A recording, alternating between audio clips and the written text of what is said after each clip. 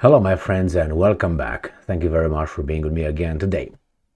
A very interesting but ridiculous request contained in this article from the Washington Post. Let me show you the first page where it says Netanyahu, that is the Prime Minister of the Jewish state Israel, asked Musk, that is Elon Musk, to denounce anti-Semitism. Musk deflected. Well, this reminded me, the word denounce, reminded me of the communist times, the communist system. Now, as you probably know, communism was promoted mostly by Karl Marx. Karl Marx was a son of a rabbi in Great Britain, and Netanyahu is from Israel. And what happened? Communism was, when it was instituted by force in certain countries, and I will tell you Romania's example, of Soviet Union example, they were not people's choice. It was imposed by outside forces with the support of the some inside small minority. Nevertheless, usually the communists, when they took power, they committed a lot of crimes in order to regiment the society and turn it the way they wanted. So it was the time of the purges, the Holodomor in Soviet Union, genocide, whatever helped them get the power, unified or centralized.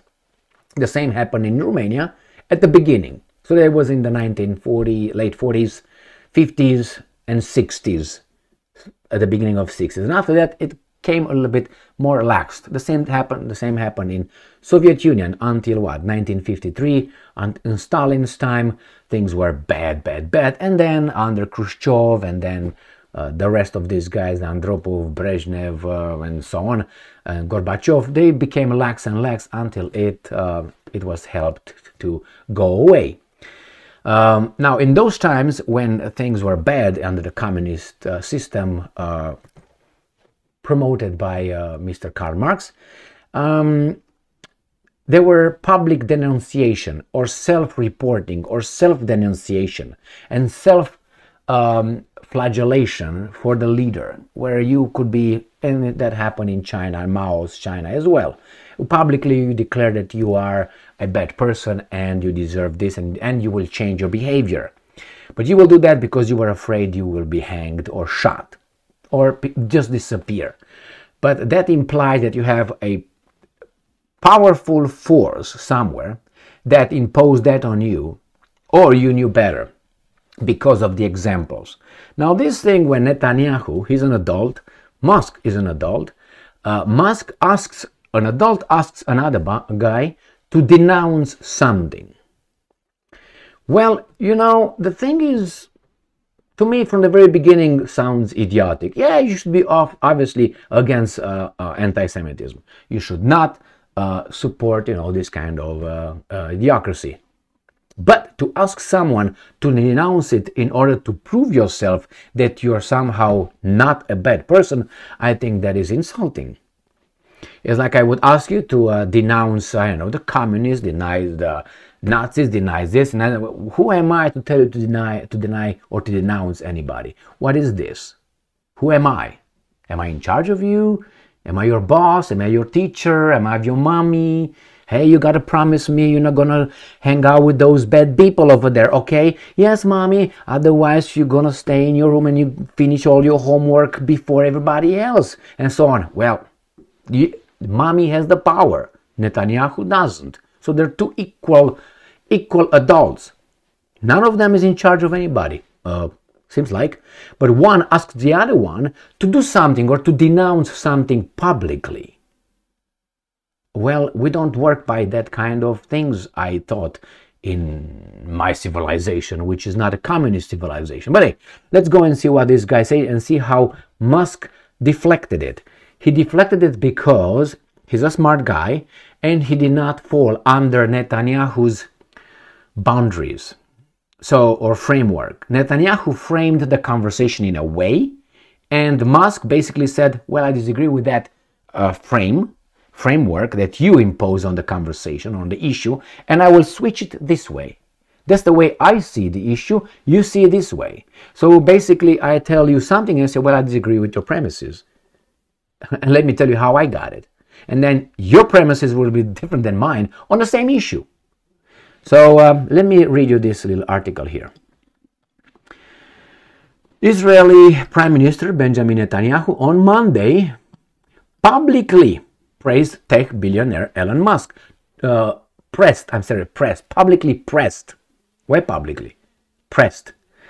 Billionaire Elon Musk to condemn anti-Semitism. I would say, I don't condemn anybody, it's none of your business, fuck off. I don't like that, but I'm not going to do what you want me to do. Why? Why would I do this? As I said at the beginning, we should all, condemn it. But someone pressing you, hey, you got to condemn it, hey, you condemn that, hey, you condemn that, fuck you. Any issue there would be. Not this particular one, all right?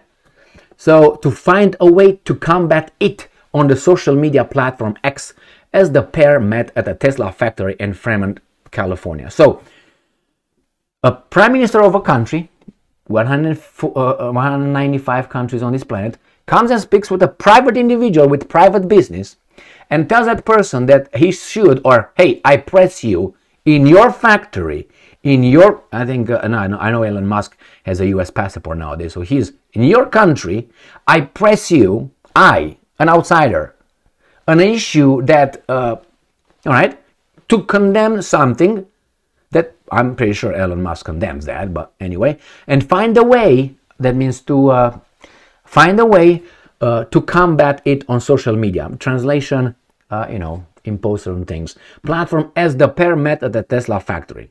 It says that it combated, as it is right there and so on. It is or not, that's their business. And I'm quoting Netanyahu. I hope you can find within the confines of the First Amendment the ability to stop not only anti-Semitism or roll it back as best as you can. What does that mean, roll back? So he says there is anti-Semitism in X, and you have to infringe it and somehow protect, so on.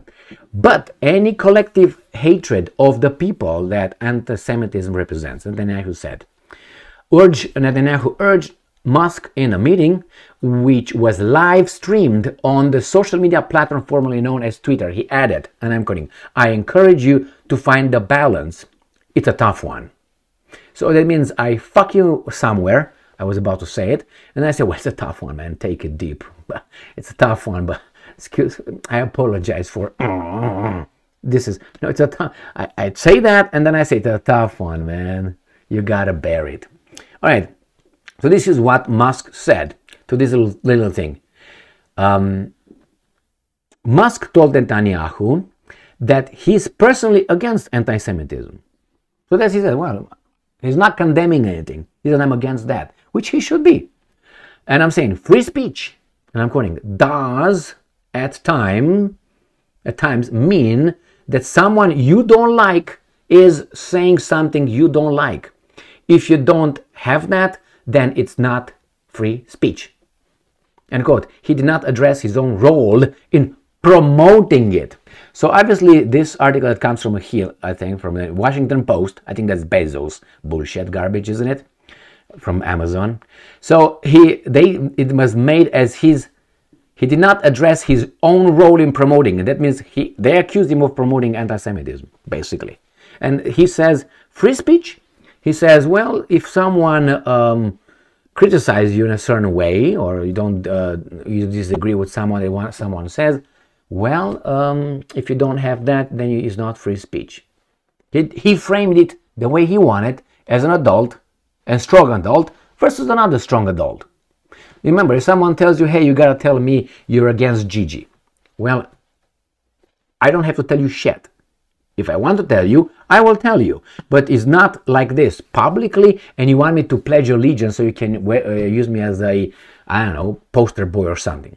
And he said, well, I don't see it that way. I saw it this way. That's a conversation I'm not going to have with you. You don't have to always answer, and you answer in the premises given by the question. Like Netanyahu wanted to frame the whole thing in one thing, and the guy says, I don't want to talk and frame it that way. I think I disagree with the premises, basically. And this is what It's my answer regarding yours. A little bit, overlap a little bit, and that's it. So, as I said, anti-Semitism must be opposed at anti-whiteism, any kind of anti-something should be. But if someone comes and tells me you're an idiot, this and that, I'm not going to jump and say, hey, you're anti-this and anti-that. Even though if I look back into history, my people were by other people. So I could claim that it's kind of an anti-something. But anyway, free speech. You don't like it, or you like it, that's a different story. Now, we should try not to equate anti or discrimination or this or hate when someone says something or criticizes you. All right?